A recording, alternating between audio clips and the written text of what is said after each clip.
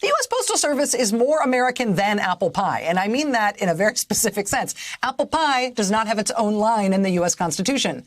The post office does. It is a necessity. It is uncontroversial. It is integrated into the fabric of our lives. It is how we get prescriptions, particularly if we are veterans or senior citizens or if we live in rural areas. It's how we all get packages, which we get more of than ever because of the COVID crisis. It's how we get our bills. It's how we get our letters. It's how we get our ballots now because of the COVID crisis. It's the freaking fracking mail. We need it. What do they think they can get away with here? Multiple secretaries of state, Republican and Democrat, from red states and blue states, have asked Louis DeJoy to meet with them. NPR was first to report that he is ignoring them and no such meeting has been scheduled. I mean, them getting rid of the sorting machines at postal facilities and then the mailboxes from your local street corner. This is something they made no announcement about. They made no public announcement that they were going to do this.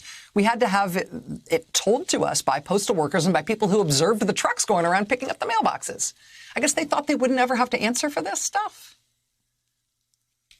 But this is a fight against a thing that Americans actually and quite broadly love and respect and don't want to go away. This is the kind of fight that most Americans have a side they want to be on, and it is not the side that is stealing the mailboxes and telling us that, I don't think it's going to work out for you to get your ballot in on time. But the important thing here is that pushback works. After a day of all this reporting today on the situation in Montana and the outrage that ensued and the complaints first from the Democratic U.S. Senator there and then thereafter from the Republican Senator, Republican member of Congress, Maritza Giorgio and her colleagues at NBC Montana were first to report that they had confirmed with the Postal Service that, they were backing down, that the Postal Service in Montana would stop what they were doing in Montana.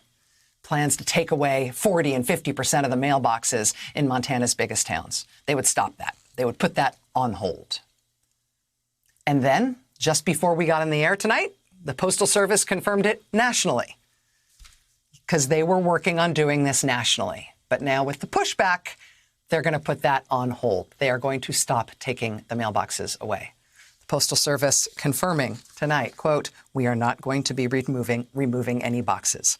After the election, we're going to take a look at operations and see what we need and don't need." They were planning on doing this everywhere. And then people got really mad when they noticed them doing it. And they screamed and yelled, and that stopped them. In this era, especially as we are getting closer and closer to the election, and this stuff is getting more and more blatant and overt, hoping for the best doesn't work, right? Shame doesn't work. We've seen the president flat out admit, right, that he's doing this stuff for the reasons we know he's doing it. Hope doesn't work, shame doesn't work. But noise does, it turns out. Not always, but it's sort of the only thing that's working now. Locally focused outrage and complaint and hard questions and we're not going to take it sometimes works. At least it did today in Montana and then very soon thereafter nationwide. You can thank Montana, I believe, for having saved your state from going through this same thing, maybe before the rest of us even knew it was starting to happen.